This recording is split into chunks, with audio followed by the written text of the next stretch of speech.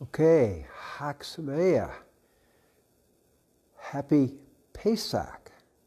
Now, Pesach is actually a universal holiday, starting with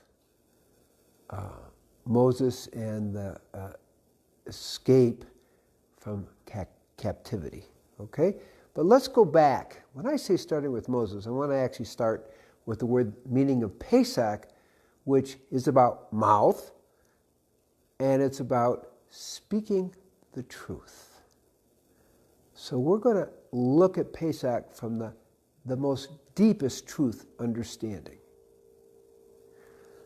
So let's go back to the burning bush. The fire of God is speaking to Moses. Eir Asher, Eir, I am that I am. The most profound teaching in all the great traditions. Not only is there God, but there's God beyond all time and space. So we have different relationships and understandings of God. At one level, we have an external God, which we'll talk about in a moment. But really at the deepest level, which is what this statement is about, when we go above our own personal connection, we get that there's a God beyond time and space. It is about the God that we meet into the nothing and ultimately beyond the nothing. So people have different ways of understanding the liberation process, which is what Pesach is about. It's about the liberation of the individual, of Am Israel, and of the whole world. Okay?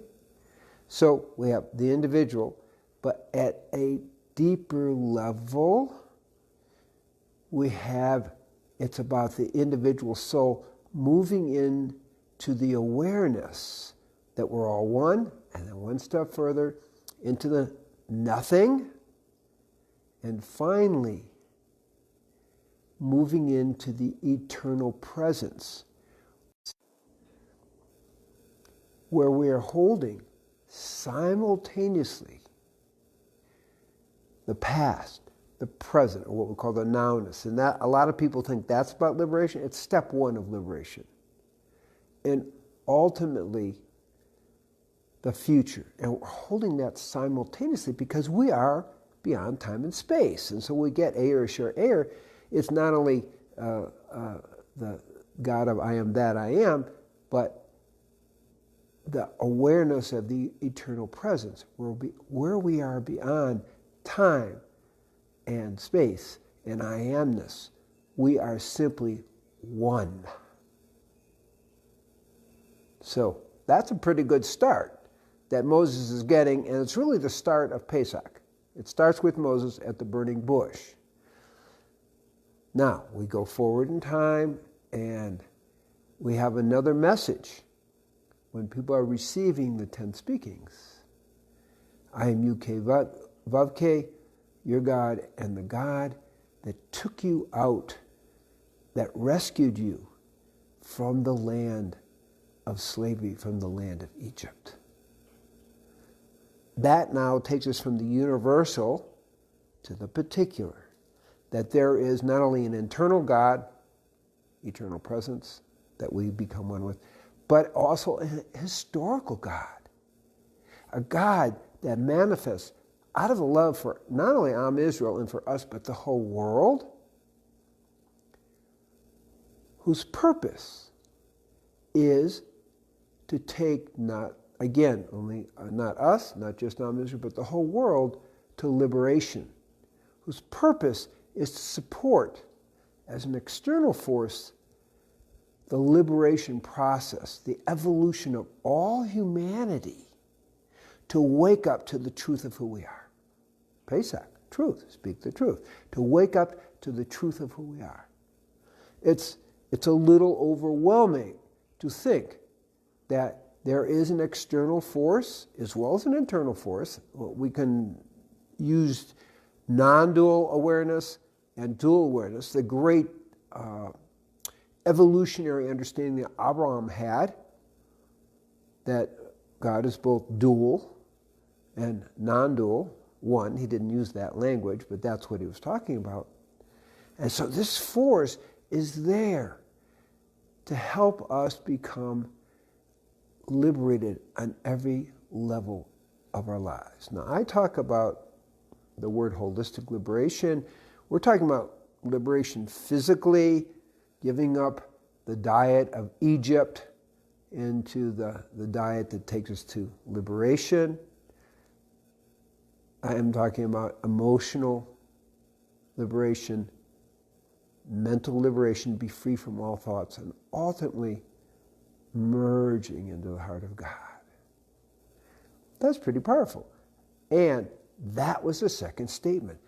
Act of God, helping us, whoever we are, whatever it is, work through all our blocks to becoming one again. But it's a historical God. The first, no history, no time, no space, air, share, air. Okay? This is historical. And so we see, if we get it, that from this time, 3,400 years ago, an active principle of God manifests to support all of us in the liberation process. And we have it in our interactions with people, we have it in interactions with the divine, our interactions with the world. It's all about the presence of a personal God, a historical God.